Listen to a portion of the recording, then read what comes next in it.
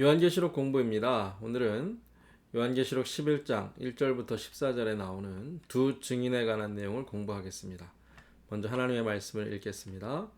또 내게 지팡이 같은 갈대를 주며 말하기를 일어나서 하나님의 성전과 제단과 그 안에서 경배하는 자들을 측량하되 성전 바깥 마당은 측량하지 말고 그냥 두라. 이것은 이방인에게 주었은즉 그들이 거룩한 성을 42달 동안 짓밟으리라. 내가 나의 두 증인에게 권세를 주리니 그들이 굵은 베옷을 입고 1260일을 예언하리라. 그들은 이 땅에 주 앞에 서 있는 두 감람나무와 두 촛대니 만일 누구든지 그들을 해하고자 하면 그들의 입에서 불이 나와서 그들의 원수를 삼켜버릴 것이요 누구든지 그들을 해하고자 하면 반드시 그와 같이 죽임을 당하리라. 그들이 권능을 가지고 하늘을 닫아 그 예언을 하는 날 동안 비가 오지 못하게 하고 또 권능을 가지고 물을 피로 변하게 하고 아무 때든지 원하는 대로 여러 가지 재앙으로 땅을 치리로다.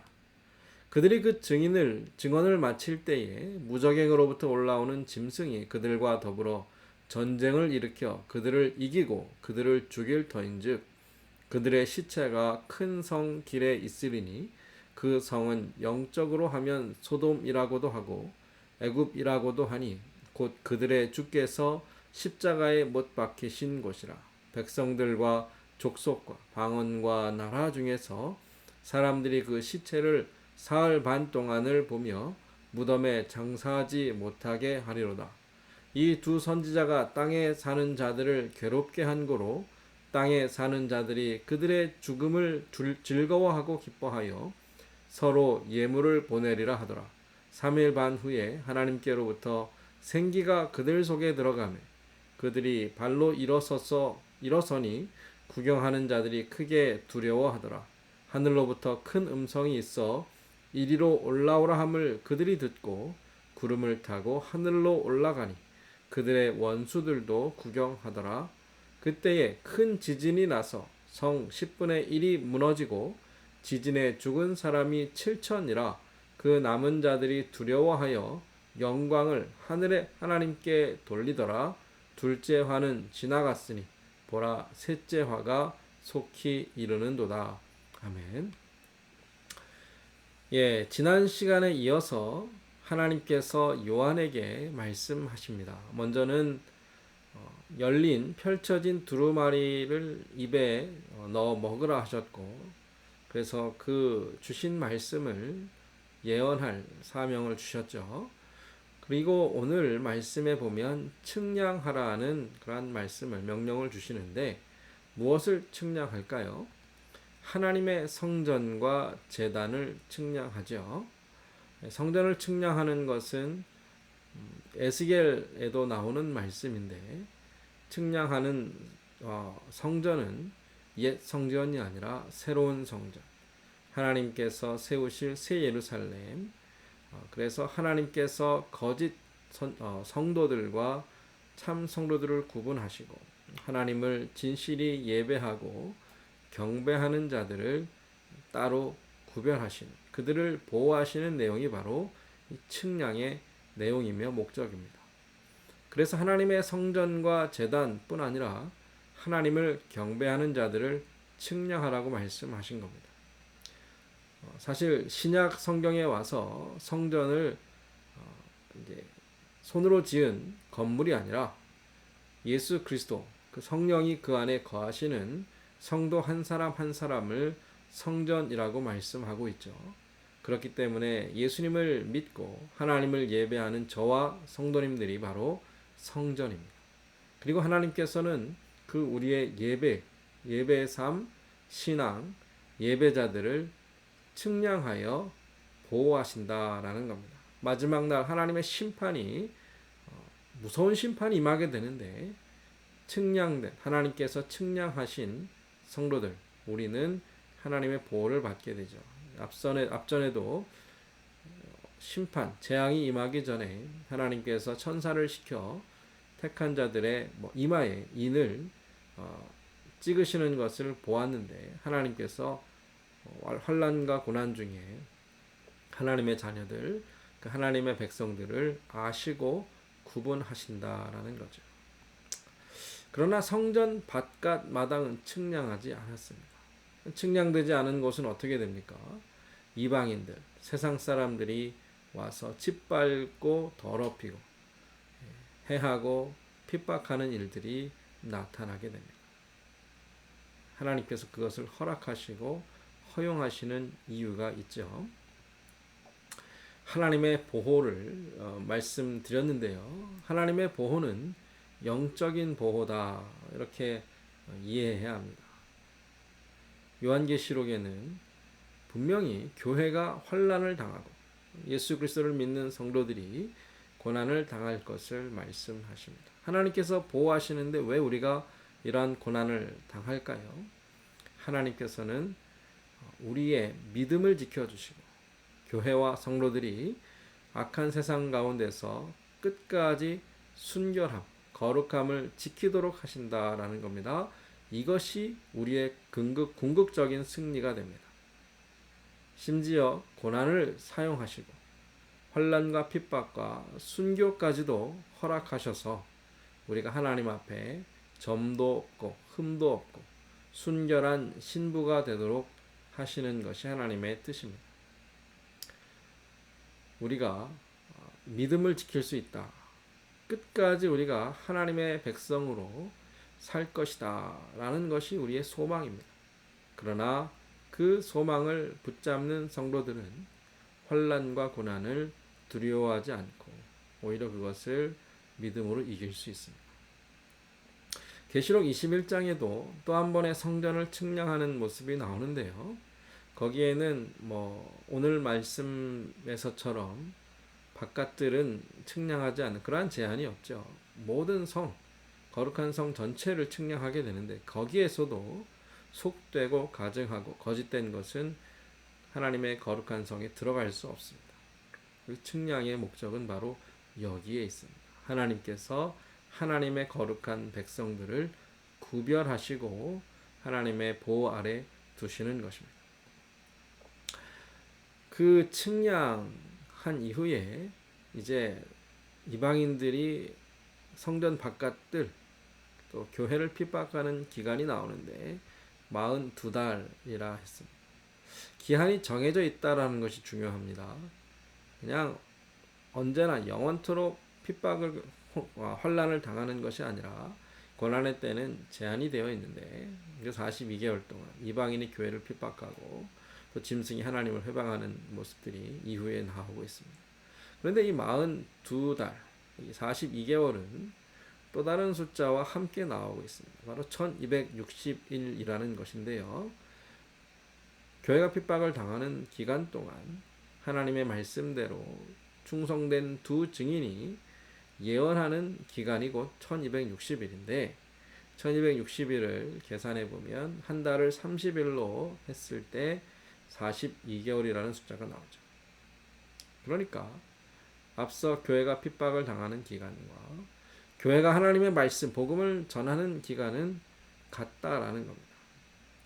이제 이후에 나오는 말씀에도 보면 여자는 교회죠. 교회가 아이를 예수 그리스도를 품고 또 양육하고 또 그리스도의 복음을 지키는 그 기간이 바로 1260일, 3년 6개월이라는 시간이 계속 등장하는데 이 하나님께서 정하신 기간, 이 때에 교회는 어려움 가운데, 환난 가운데 하나님의 복음, 말씀을 충성되게 끝까지 전하게 됩니다.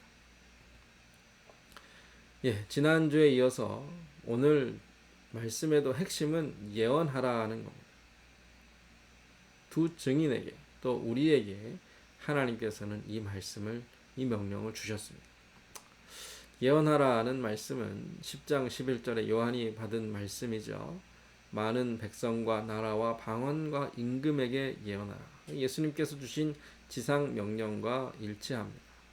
나라와 족속과 방언과 땅끝까지 예루살렘과 유대와 사마리아와 땅끝까지 복음을 전할 사명을 우리에게 주셨는데 실제로 이 말씀에 따라 11장 8절에 보면 이 두 증인이 백성들과 족속과 방언과 나라 중에서 증언하고 순교하는 모습이 나옵니다. 누구에게 이 말씀을 전해야 할까요? 성전 바깥 마당을 짓밟는 이방인들, 그들이 이 복음을 들어야 할 자들입니다. 또 그리스도의 증인들, 성도들, 교회를 헤아려 하는 사람들이 이 말씀을 듣게 되고요. 한마디로 말하면 땅에 사는 사람들, 하늘에 속하지 못한 사람들에게 복음을 전해야 합니다. 그렇기 때문에 핍박이 있는 것이죠. 두 증인이 누구인가를 살펴보면 요한이 몇 가지로 그들의 모습을 묘사하고 있는데, 처음에 보면 두 감람나무와 두 촛대라 그랬습니다. 이것은 스가랴서에 나오는 예언인데, 내가 보니 순금 등잔대가 있고 그 위에는 기름 그릇이 있고 또 그 기름 그릇 위에 7 등잔이 있다 그랬습니다. 그리고 그 등잔대에 두 감람나무가 있고, 하나는 기름 그릇 오른쪽 왼쪽에, 그래서 등잔과 감람나무가 연결되어 있습니다. 감람나무의 그 기름이 촛대를 밝히는 그 원료가 되는데, 그래서 그 불이 꺼지지 않게 됩니다. 등잔의 7 촛대에는 우리가 계속 보았던 것처럼 하나님의 성령을 말씀합니다. 온 나라, 온 세상을 비추고 그것을 살피시고 보시는 하나님의 여호와의 눈, 그것이 촛대가 상징하는 것인데, 그것이 이 두 감람나무, 두 증인으로 나타나 있습니다. 기름 부음 받은 자 둘이니 온 세상에 주 앞에 서 있는 자들이 바로 복음을 증거하는 하나님의 증인들입니다. 우리가 사도행전 1장 8절을 알고 있는 것처럼 우리가 어떻게 하나님의 증인이 될 수 있습니까? 성령의 역사로 말미암아 성령이 임하실 때에 우리가 권세, 권능을 받고 세상에 복음을 전할 수 있습니다.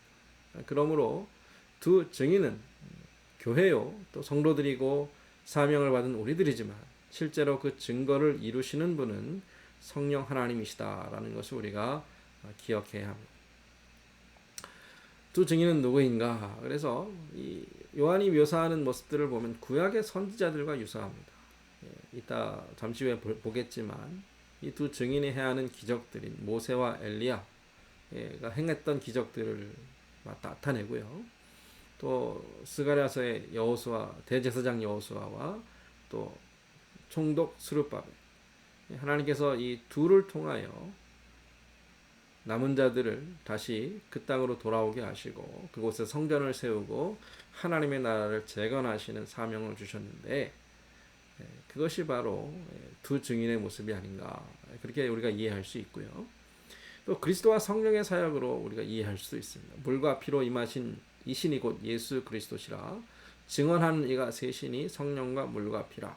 그래서 하나님을 증언하는 이 두 사역, 예수 그리스도의 복음, 또 그 복음을 또 교회를 통하여 세상에 전하시는 성령의 사역, 물과 피, 그리스도, 그리고 성령, 이 성령과 그리스도의 사역을 요한 1서에서 말씀하고 있습니다.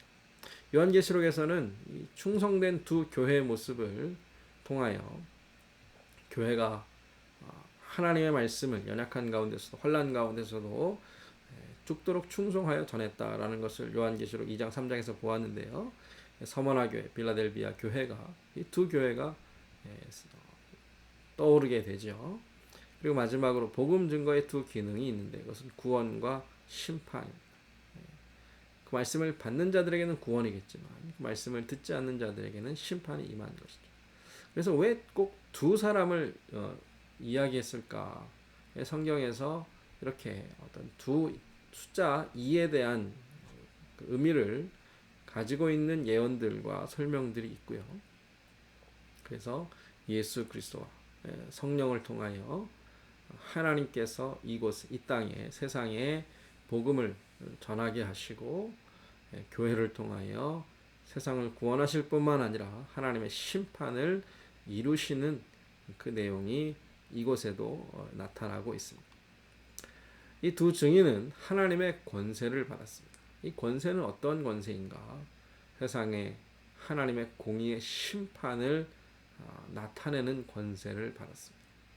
성도들에게 분명히 성도들이 이해해야 할 내용이 바로 이것입니다. 지금도 엄청난 재앙이 임하고 있고 힘들고 고통스러운 날들이 계속되고 있는데 우리가 두려워하지 말아야 할 이유는 이 공의를 심판을 행하시는 분이 하나님이시고 하나님께서 성도들의 기도와 또 복음 전파를 통하여 이 심판을 이루신다라는 거예요. 하나님께서 선지자들의 입을 통하여 말씀을 전하게 하시는데 그 말씀은 하나님의 불입니다. 그러니까 증인들을 해하려고 하는 원수들을 삼키고 또 그들을 죽이는 것이 하나님의 불이 하는 일입니다. 우리가 기도하면 교회가 하나님의 말씀을 선포하면 세상의 악한 자들에게 하나님의 심판이 임하게 되는데 그러나 그 가운데 교회는 하나님의 보호를 받게 되죠. 하늘의 재앙이 이 땅에 임할 때에 그 재앙을 일으킨 자들이 누구입니까? 모세와 엘리야와 같은 하나님의 종들이었습니다. 하늘을 닫아 비가 오지 않게 한 것도 엘리야의 기도였고 물을 피로 변하게 한 것도 모세의 기적이었습니다. 물론 그 기적으로 말미암아 세상은 고통을 당하게 되었습니다. 그러나 그것 또한 하나님의 공의로운 심판이며 세상을 구원하시는 하나님의 계획에 있다라는 것을 우리는 알아야 합니다. 아무 때든지 원하는 대로 여러 가지 재앙으로 땅을 치리라. 순교자의 피가 흘려지고 교회가 고난과 어려움을 당하게 될 때 하나님께서는 그 원수를 친히 갚아주시는데 그것이 바로 이 세상의 심판의 재앙이 임하는 이유입니다. 그렇게 이 예언과 또 재앙으로 인한 결과가 무엇일까요? 증언을 마칠 때에 라고 말씀하고 있는데 이것이 중요합니다. 하나님의 증인들이 또 교회가 또 우리가 하나님께 받은 사명, 말씀을 전해야 할 자들에게 다 전하는 것, 그 일이 마쳐질 것이다. 하나님께서 그 일을 다 이루실 것이다 라는 거예요.